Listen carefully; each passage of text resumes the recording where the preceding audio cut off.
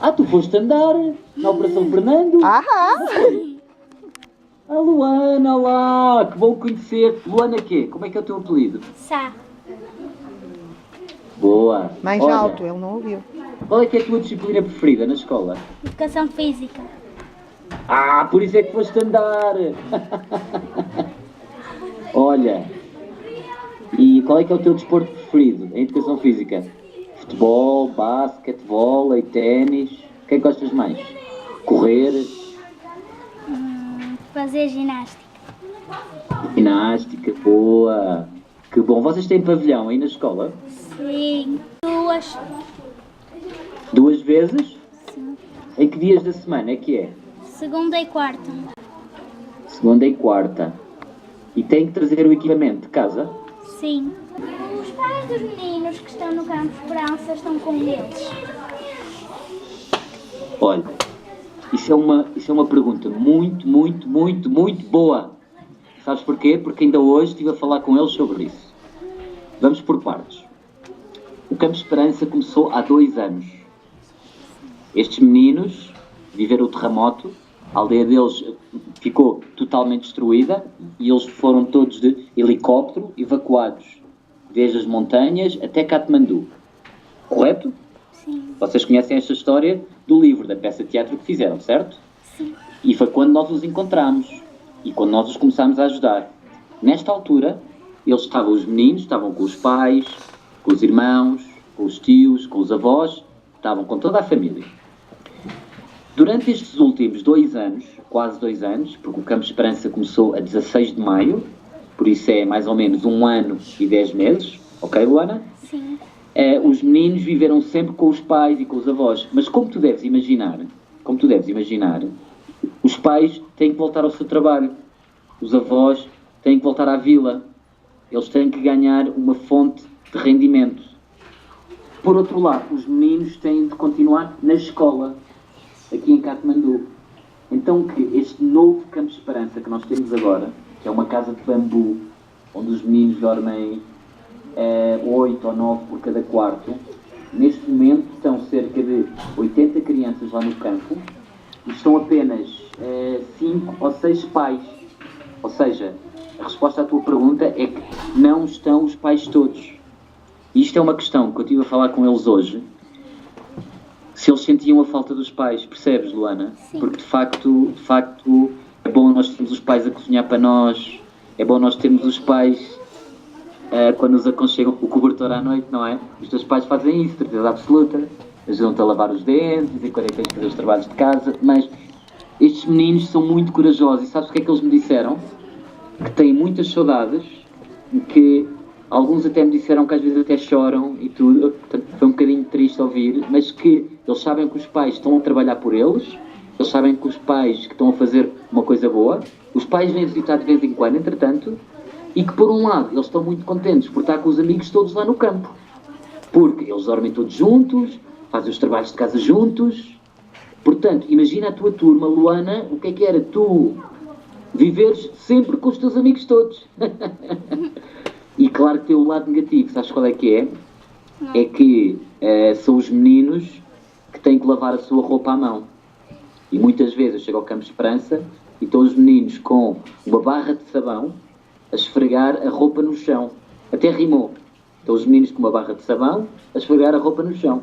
Dá uma música, hein?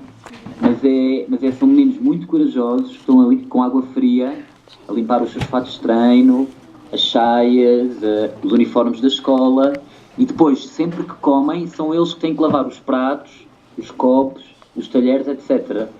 Por isso, a resposta à tua pergunta é que, claro, há alguns pais que estão lá, durante a semana visitam também, mas a grande maioria deles não vê os pais durante cerca de 7, 10, 15 dias. E nisto tudo, há vantagens, que é estar com os amigos todos e terem um bocadinho mais de liberdade, e há as desvantagens, obviamente, de não ter o amor dos pais ao pé de nós. Chama-me Afonso. Afonso, eu lembro que tu falaste muito, e quando vocês tinham também o cheque, foi o Afonso que falou também, não foi? Também. Com o donativo. Foi. Que fizeram, pois, eu lembro desta cara traquina do Afonso. Então, Afonso, conta-me coisas. Tens um penteado muito giro, pá. Gosto. Muito fixe. Conta-me coisas. Fala. Tens alguma pergunta para fazer? Eu posso fazer perguntas também, se quiseres. Não queres saber nada, Afonso? Enquanto estás a pensar, vocês já viram a bandeira do Nepal que eu tenho aqui? Ontem mostrei aos vossos colegas do 4º ano. Tenho aqui uma bandeira. Anda sempre comigo aqui no Nepal. Foram os meninos que me deram, por acaso. É triangular a bandeira. Eu vi que vocês fizeram muitas. É espetacular mesmo. É uma bandeira completamente diferente de todas as outras cá no mundo. Olha, tenho uma pergunta para te fazer. Tenho uma pergunta para te fazer que eu fiz ontem aos meninos daqui sobre a escola, sobre o projeto Flex. E eu perguntei-lhes quanto tempo, lá na aldeia deles, é que eles demoravam a chegar à escola deles. Vocês querem imaginar que muitos deles demoravam cerca de 1 hora a ir para a escola, a ir, e 1 hora depois a voltar. Todos os dias. Uns demoravam 45 minutos a ir, outros demoravam 45 minutos a voltar. Desculpem lá, eu estou com um gorro, entretanto, porque está muito frio aqui em Katmandu. Fica muito frio à noite, portanto, estou-me aqui a aquecer um bocadinho, desculpem, está bem? Eu não sei se já repararam que eu já fiz a barba também. Estava com uma barba grande, só que a minha noiva veio cá ter comigo e disse-me assim, Pedro, tu tens que fazer essa barba porque está muito grande já. E, portanto, eu fiz a barba. Mas olha, Afonso, queria-te perguntar como é que tu vais para a escola todos os dias, e se os outros meninos também quiserem dizer depois, se vais sozinho, se vais com os teus pais, se vais de carro, se vais de bicicleta, como é que é? Vimos para a escola e vamos para casa, a maior parte de carrinha, e demoramos cerca de, depende das freguesias, cerca de 5, 10 minutos. Boa! A escola tem uma carrinha, então, é isso? Cada freguesia tem uma carrinha e depois vamos para a escola.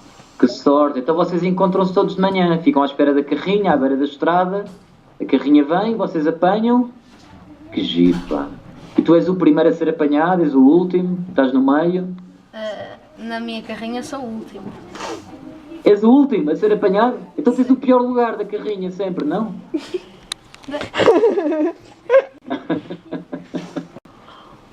Olha, e mais coisas? O que é que costumas fazer ao fim de semana? Quais é que são os teus passatempos? Estar com os meus pais, ir andar de bicicleta, jogar à bola. Olá, sou o Tiago. Olá, Tiago, tudo bem? Tudo. Conta-me coisas. Tens alguma pergunta para fazer? Alguma pergunta difícil? Eu gosto é de perguntas difíceis. Porquê é que eles têm, os miúdos lá no Nepal, porquê é que eles têm um tempo muito rigoroso, assim, tem que ser tudo certinho? Horário. Porquê é que eles têm um horário muito certinho? Olha, é uma boa pergunta, Deixa-me começar por te dizer que uma das coisas que mais me impressiona aqui no Nepal é que as rotinas diárias, seja dos mais pequeninos, seja dos mais velhos, são muito ajustadas ao que aconteceu. Eu em Lisboa começava as aulas às 9h30, cerca das 9h30, que eu me recordo, já foi há muitos anos, eu já tenho 35 anos, mas eu lembro-me, eu tinha aula às 9h30, então acordava cerca das 8, 8h15, não é? O sol já tinha nascido às 6h30, 7h. Mas aqui, porque os galos começam a cantar, porque os cães começam a ladrar, porque existe uma grande azáfama, os carros começam a buzinar, os meninos, as meninas, os adultos, tudo acorda com o nascer do sol. E, posteriormente, quando se põe o sol, também eles começam-se a preparar para se deitar. Ou seja, as rotinas e a pergunta que tu me estás a fazer é um bocadinho direcionada também com as questões da luz solar. E porquê é que eu estou a dizer isto? Porque uma das coisas que vocês têm que compreender é que aqui no Nepal não há eletricidade 24 horas por dia. Uma coisa que vocês estão habituados e que eu estou a ver aí atrás de ti, imensas luzes ligadas aí em cima, eu tenho eletricidade 24 horas por dia. Os meninos do Campo de Esperança, os meninos que moram no Nepal, os adultos, os avós, tudo, não têm eletricidade. Isto é uma questão muito sensível, uma questão política até, porque muitas vezes as 24 horas que tem o dia, só 8 ou 10 horas é que existe eletricidade, já viste, Tiago? É uma coisa impressionante, por isso, sempre que ligares o interruptor do candeeiro, ou da sala de aula, ou da cozinha, ou da despensa, ou da casa de banho, pensa que há muitos milhões de meninos em todo o mundo que não têm essa possibilidade. Portanto, isto significa que eles têm que aproveitar muito bem as horas do dia. Ou seja, eles têm aquelas 8 horas de aulas, eles têm depois um determinado número de horas para fazer os trabalhos de casa, depois eles têm que lavar a roupa deles, depois eles têm que lavar a louça, mas têm que brincar também. Isto não é aqui o exército, não é? Mas aproveitando um bocadinho aquilo que eu falei com a Luana há pouco, como eles não estão com os pais, existem muitas crianças, imagina a balbúrdia que não vai para aqui, não é? Se não houvessem horários, se não houvesse um bocadinho de rigor, se não regras e disciplina, isto torna-se uma selva. E portanto, eu que ajudo a gerir o campo, a senhora que também, a Sanguita, que vocês viram no livro Aldeia da Esperança, que é de facto a chefe aqui do campo, a nepalesa que gera o campo, implementa regras muito, muito rígidas para que estes meninos saibam o que é o trabalho, o que é disciplina e saibam também ganhar regras de formação que possam também ter um caráter mais forte para o futuro. Estavam a dançar, outros estavam a jogar jogos. Eles têm aquele jogo, o traga-bolas. Sabem qual é? Que é os hipopótamos que apanham umas bolas, que as crianças brincam. Mas pronto, espero ter respondido à tua pergunta. Tchau, Tiago. Até maior. Olha, sabes como é que diz Tiago em inglês? Não. Descobri no outro dia. Sabes? Não. Então, olha, vou-vos dizer uma coisa, que é, Pedro em inglês é Peter, certo? Pedro é Peter, João é John, certo? Sim. Mas Tiago, em inglês, diz William. Já ouviste o nome William alguma vez? Como William Carvalho, por exemplo, William Wallace, ou vários atores, ou o que seja. Tiago, em inglês, diz William. Só para ficares a saber, uma curiosidade que eu descobri no outro dia também. Obrigado. Boa? Sim. Eu sou um grande chato nestas coisas. Por isso, olha, já ficaste a perder qualquer coisa. Obrigado.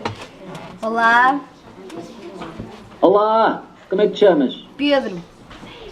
Pedro! Que nome!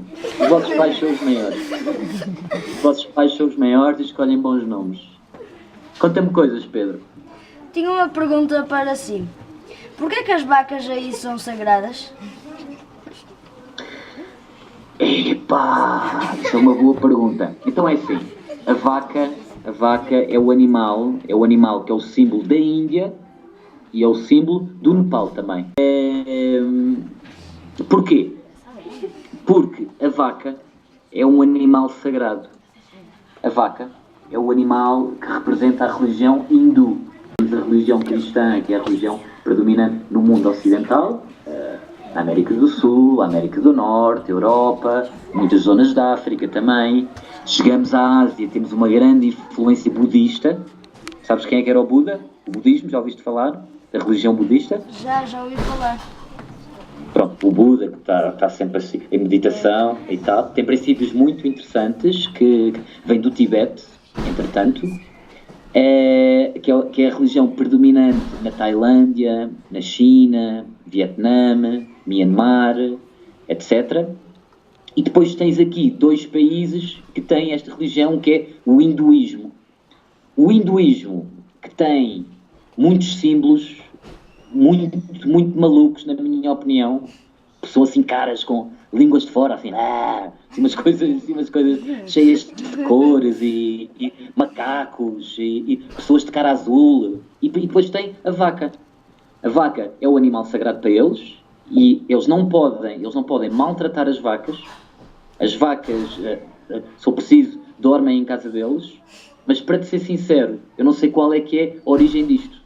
Sei que historicamente a vaca é o símbolo hindu, é o símbolo do país, tanto na Índia como no Nepal, mas também, olha, deixo-vos esse desafio de falarem com as vossas professoras, irem a uma enciclopédia, irem à internet e verem qual é que é a origem da vaca ser um símbolo da religião. A única coisa que posso dizer é isto, é que a vaca é sagrada porque é um símbolo religioso. Tal como, deixa-me dizer-te já agora, a vaca é um animal sagrado para o hinduísmo, tal como o porco é para os muçulmanos. Sabias? Não. Os muçulmanos não comem porco. Ou seja, os países como a Arábia Saudita, Marrocos, o Irão, o Iraque, em que têm uma dominância do Islão, os países muçulmanos, o porco é um animal sagrado. Porque o profeta Maomé, eu penso que neste caso, que foi o profeta Maomé que declarou que o porco era o animal sagrado deles. Mas também vos desafio a verem qual é que é a origem desta história. Mas temos que duas religiões distintas que têm um animal sagrado. O cristianismo não tem nenhum animal sagrado que nos proíba que nós eu também sou cristão de nascença, portanto penso que como vocês, nasci num país cristão, mas de facto nós não temos nenhum animal que seja assim, que não possamos comer, que não possamos tocar, que tenhamos que quase ser sagrado para nós, não é? Mas temos que nestas duas religiões existe isso. Vocês sabiam que a minha noiva é do Irão? Não sei se perceberam por algumas coisas que eu pus no Facebook. Sabias? Sabias, Pedro? Pedro? A minha noiva é do Irão, chama-se Ghazal, e ela é de um país muçulmano, embora não seja praticante e portanto, coma carne de porco, por exemplo. Porque ela, embora quando está no seu país não há carne de porco à venda, sempre que ela vem a Portugal ou sempre vai a outros países, pode comer a carne de porco. E deixa-me contar-vos outra história também muito, muito interessante, que foi quando eu estava na Índia, fiquei a saber que há uns malandros indianos que, como são muito pobres, não têm nada para comer e não têm dinheiro nenhum, atacam as vacas na rua. Olá, quem é que é esta menina tão bonita? Sou a Caetana.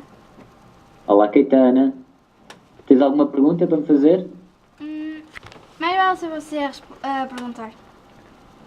Então, olha, eu estava aqui a ver uma coisa que tenho aqui na minha mesa. Eu vou-vos mostrar como é que é o dinheiro aqui do Nepal. Vou-vos mostrar como é que é o dinheiro aqui do Nepal. Que isto é muito engraçado. Muito, muito engraçado. Dê-me só um minuto. Porque eu estou a tentar apanhar um exemplar de cada nota. Então já está.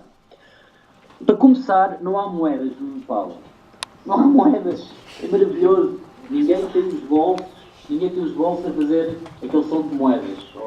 Não há arrumadores de carros também. Portanto, não temos que lhes dar moedas. É uma coisa impressionante. E foi o primeiro país em todo o mundo que eu visitei que não há moedas, de facto. É só notas. E, como é um país tão pobre, é um dos 15 países mais pobres em todo o mundo, a nota mais alta que eles têm é esta nota que está aqui. É a nota de 1000 rupias. 1000 rupias são 10 euros. 10 euros. E depois temos a nota de 500 rupias, que são 5 euros. Depois temos 100 rupias, 1 euro. 50 rupias, 50 cêntimos. 20 rupias, 20 cêntimos. E 10 rupias, 10 cêntimos, ok? Não sei se vocês repararam, em todas as notas, ai, desculpem, aqui ao contrário, em todas as notas está o Monte Everest. Todas as notas. A nota de 1000, a nota de 100, porquê? Porque o Monte Everest é a montanha mais alta em todo o mundo. Sabem quanto é que mede o Monte Everest? Quantos metros? Alguém sabe? Não. 8.848. 8.848 metros. Quase 9 km. Portanto, em todas as notas temos o Monte Everest aqui à frente. Por exemplo, a nota de 50 rupias. Aqui está o Everest, mais uma vez. E depois, na parte de trás, aqui é que muda. Existe sempre um animal. A nota de 50 rupias tem um leopardo das neves. A nota de 100 rupias, qual é que é este animal? Conseguem ver? Mas não é um rinoceronte qualquer. É o rinoceronte de um corno só. Estão a ver? Porque há rinocerontes que têm 2 cornos, há rinocerontes que têm um só. A nota de 1000 rupias, o grande Elefante. o grande elefante. A nota de 500 rupias, vejam lá se conseguem ver, que animal é que há aqui? Tigre. Depois, na nota de 10, acho que temos aqui uma espécie de gazela, uma espécie de corça, e pronto. A parte da frente em todas as notas é o Monte Everest, e na parte de trás, o que os nepaleses fazem é colocam animais que são predominantes aqui no país. Quando vocês virem os filmes que os meninos fizeram para vocês, uma das perguntas que eu fiz foi precisamente essa. Qual é que é o vosso animal preferido e quais é que são os animais que existem aqui no Nepal? E isto é uma coisa impressionante. Pessoal, há cobras, há tigres, há leopardos, há elefantes, há tudo e mais alguma coisa. Há pássaros de todas as cores. Olha, outra curiosidade, o Nepal é o país do mundo que tem mais espécies de pássaros diferentes, sabiam? Não sabiam, ficam a saber. Eu também não sabia, fiquei a saber no outro dia. Beatriz, eu queria fazer uma pergunta. Eles lá no Campo Pode, Esperança Beatriz. têm animais de estimação? Olha, boa pergunta. Temos um grande animal de estimação, que é a tussa. A tussa é uma peste, é uma cadela que nós adotámos desde pequenina. Veio parar ao Campo de Esperança, precisamente no dia, desculpem, precisamente quando o Campo de Esperança começou. Encontramos uma cadela bebê, porque aqui em Katmandu, que já foi mãe uma vez, e teve 4 cachorros, mas os 4 cachorros morreram, coitados, porque foram comidos por outros cães, porque foram atropelados. Isto é uma selva aqui, entretanto, os cães. Mas temos sim a tussa. Eu vou-vos enviar uma fotografia dela depois para a professora Diolinda e espero que ela vos mostre, porque ela é muito especial para nós e ela protege as crianças todas também, é uma coisa impressionante. Ela tem um grande sentido maternal. Não querias fazer outra? Faz a próxima. Ok, Beatriz, mais alguma pergunta? Força. Eles, durante a semana, visitam monumentos do Nepal e coisas assim. Já fizemos visitas de estudo. Foi precisamente quando a situação estabilizou, a seguir ao terremoto, passado uns meses, quando eles já tinham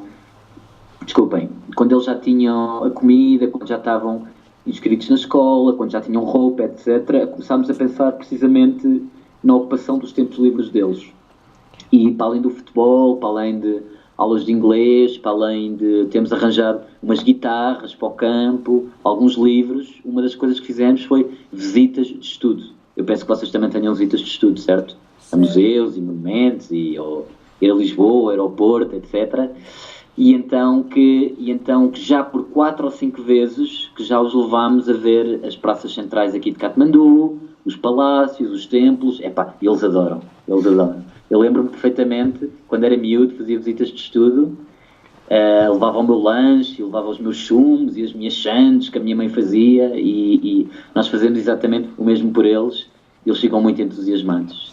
É um dia muito gratificante para todos nós ver estas crianças a ver a sua cultura e a passearem, porque eles ficam mesmo muito felizes. Professora, pergunta se eles lavam os dentes. Pergunta, havia. Eles Pergunta. lavam os dentes. Eles lavam os dentes. Olha, Então, a higiene oral é uma coisa fundamental para nós. Uma coisa fundamental. E aquilo que o Tiago há bocadinho perguntava, as horas e as coisas todas, isso é mais uma coisa que nós somos muito rigorosos.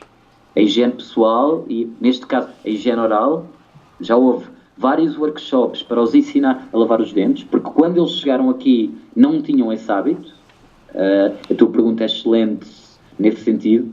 A maioria das crianças e dos adultos aqui no Nepal não tem por hábito lavar os dentes, mas nós insistimos com eles para lavar os dentes. Só para vocês terem uma noção, quando eles começaram a fazê-lo, várias das crianças comiam a pasta de dentes. Eu tinha que andar a correr atrás delas Porque eles comiam a pasta de dentes. É uma grande preocupação nossa e eu tornei um grande especialista em higiene oral, só para vocês terem uma noção. Portanto, nós temos em atenção que eles mudem de escova de 3 em 3 meses, que a higiene oral é uma coisa mesmo muito, muito importante e eu espero que vocês a façam também. Os nossos meninos não tinham hábitos de higiene oral e quando eu os conheci, Beatriz, quando eu os conheci, eu só de me lembrar agora, até estou a ficar arrepiado, porque muitos deles eu abri-lhes a boca e tinham cáries profundas, tinham um hálito horrível, tinham os dentes todos podres e pretos e olha, eu e os outros voluntários do Obrigado Portugal levámos dezenas e dezenas de crianças ao dentista.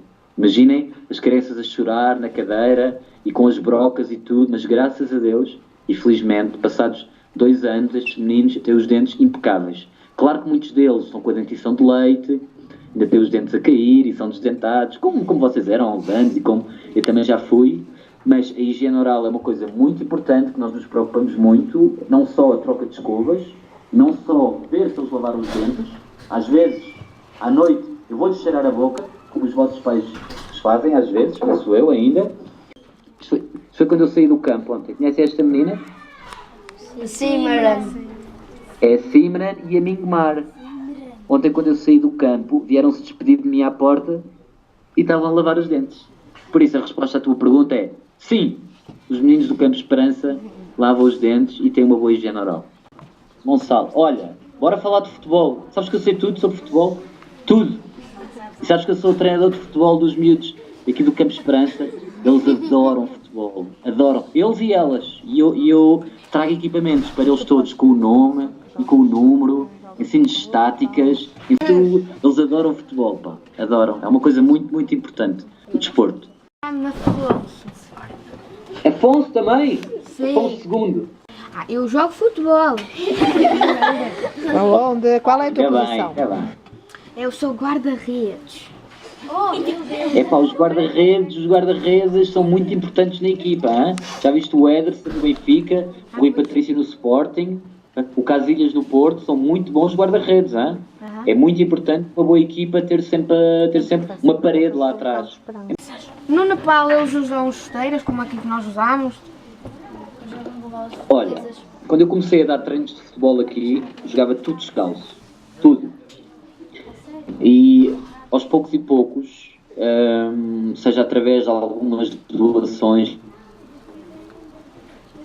que foram que trazem caneleiras, que trazem meias, que trazem ténis, chuteiras com e sem pitons, outros com pitons de alumínio, outros com pitons mais para aquele relevado artificial, sabes qual é que é? Portanto, aqueles pitons mais pequeninos de plástico, calções, camisolas. Eu tenho muito orgulho em afirmar que neste momento praticamente as 80 crianças do Campo Esperança têm todas equipamentos completos já. Mas há muitas que mesmo tendo ténis e chuteiras ainda preferem jogar descalços, como o Eusébio jogava em África, hein? Porque estes miúdos, eles estão muito habituados ao ar livre, estão muito habituados a andar descalços e muitas vezes jogar ténis até os atrapalha. Mas respondendo à tua pergunta, nós já fizemos questão de lhes oferecer todos os equipamentos necessários, mas muitos deles ainda gostam de jogar descalços. Defender. Olá, Pedro. Ele está com sede. Olá, olha, sabem como é que se diz água em nepalês? E em indiano também, é a mesma palavra. Pani. Agora digam lá. Pani. Já sabem uma palavra. Pani. E quando chove, quando está a chover, panipório. Digam. Panipório. Como é que te chamas? Chamo-me Carolina Prata. Olá, Carolina Prata, tudo bem? Eu sou o Pedro Queiroz. O Campo Esperança é muito grande. Olha, o primeiro Campo de Esperança que foi implementado era exatamente do tamanho de um campo de futebol. Portanto, nós estamos a falar de uma área de 100 metros quadrados por 50. De 100 metros de largura por 100 metros de comprimento por 50 de largura. Portanto, nós estamos a falar... Quem é que é boa matemática aí? Quantos metros quadrados? 100 vezes 50? 5 mil. Portanto, o primeiro Campo de Esperança tinha cerca de 5 mil metros quadrados. que corresponde a mais ou menos meio hectare. Atualmente o Campo de Esperança é mais pequeno, já não é um campo de futebol, Eu diria que neste momento o Campo de Esperança deve ter cerca de, deixem-me pensar, para aquele lado para aí uns 20, 30. Neste momento o Campo de Esperança deve ter para aí cerca de 1000 metros quadrados. Mas o Campo de Esperança antigo tinha 350 pessoas, o Campo de Esperança agora tem entre 80 a 90 pessoas. 80 a 100, vá, porque às vezes ficam lá uns pais a dormir e ficam mais ou menos crianças. Portanto, é mais pequeno, mas tem menos pessoas, e o Campo de Esperança agora é muito mais confortável. Eu acabei de sair de lá, Carolina, e os miúdos estavam confortáveis, estavam já quentinhos, porque antes eles dormiam naquelas tendas e nestas noites de frio eles passavam muito mal mesmo.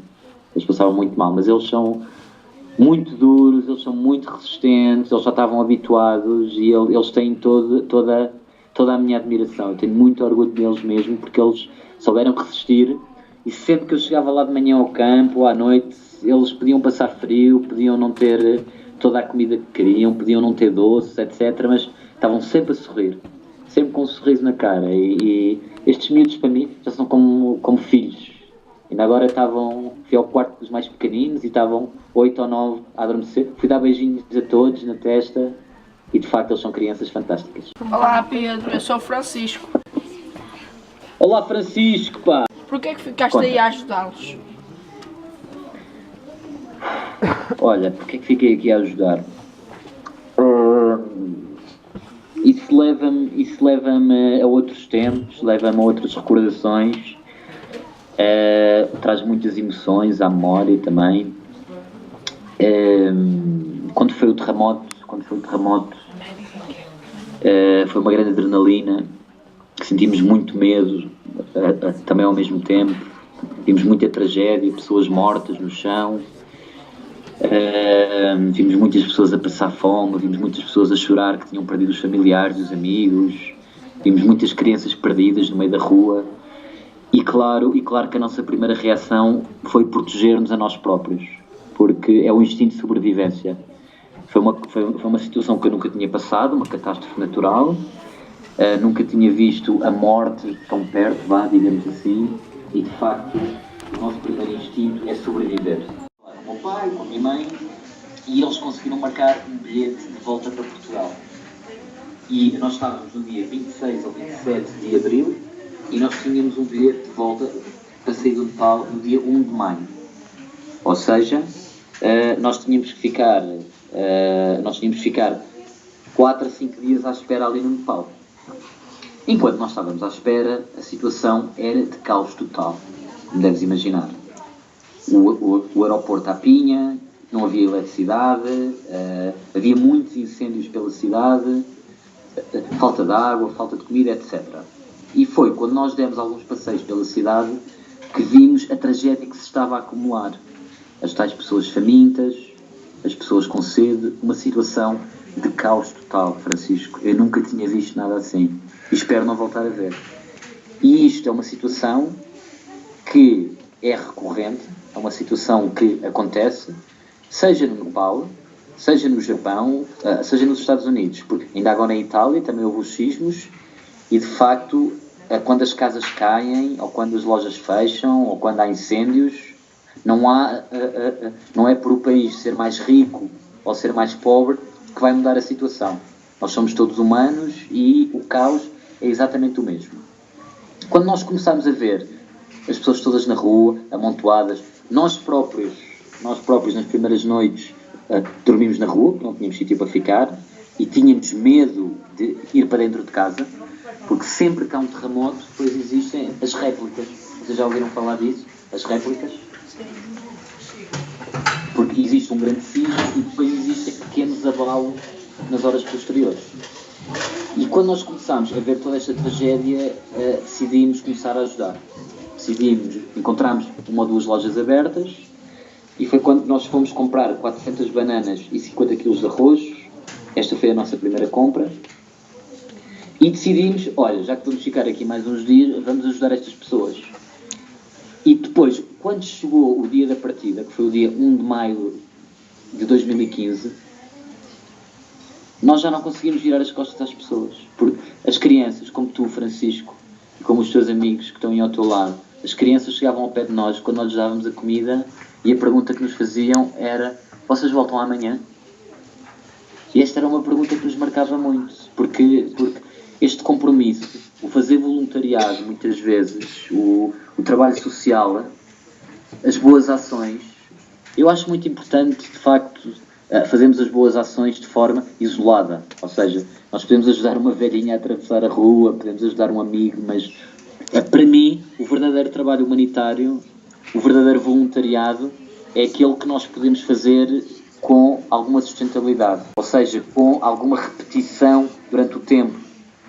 E, portanto, nós assumimos este compromisso e estávamos perante uma grande tragédia, estávamos perante um país que nós não conhecíamos, estávamos perante uma situação que nós não tínhamos dinheiro nepalês, nós não tínhamos telemóvel nepalês, não sabíamos falar a língua, mas nós estávamos a fazer a diferença. Nós estávamos a evitar que pessoas morressem. Tínhamos os nossos pais a dizer: voltem, e vocês são malucos, isso é um perigo, e às réplicas, e às doenças, e aos assaltos, e aos incêndios. Mas é assim, quando tu vês pessoas ao teu lado a morrer, quando vês crianças cheias de ranho, cheias de moscas, e a chorar, e especialmente a perguntar-te: vocês voltam amanhã? Nós decidimos assumir o compromisso. E voltámos amanhã, voltámos depois da manhã, voltámos depois e depois da manhã, e passados 2 anos, ainda aqui estou a ajudar, com muita alegria, porque de facto temos feito a diferença, seja na alimentação, seja na educação, seja a construir casas para as pessoas, e devido a esta caminhada que eu fiz agora, vamos conseguir mais uma casa, com a vossa ajuda também. E posso dizer que quando nós ajudamos os outros, também nos estamos a ajudar a nós próprios. Porque de facto a diferença que nós fazemos na vida de outras pessoas, seja os nossos amigos, ou seja a nossa família, ou seja pessoas que nós não conhecemos, é a maneira que também determina o sentido da nossa própria vida, percebes, Francisco? Porque eu já sou mais velho que tu e tens as tuas professoras e educadoras aí ao pé de ti, e quando nós temos 12 anos, nós pensamos que estamos no mundo para ser jogadores de futebol, às vezes. Claro que são coisas importantes e fazem parte da nossa alegria, a nossa felicidade, o nosso percurso de vida, são coisas que nos completam. Mas a minha experiência, aquilo que me tem dito, e eu ainda sou novo, obviamente, ainda tenho 30 e poucos anos, mas eu já fiz muita coisa na minha vida, eu já trabalhei em muitas empresas, eu já tive muitas namoradas, eu vou-me casar agora, eu já viajei por mais de 50 países, sabiam? Já estive nos 5 continentes. Vou-vos dizer, a experiência mais gratificante que eu tive em toda a minha vida não foi o melhor carro que eu tive, ou o melhor emprego que eu tive, ou a namorada mais bonita, ou o que for. A experiência mais gratificante que eu tive em toda a minha vida foi a diferença que eu fiz na vida destas pessoas.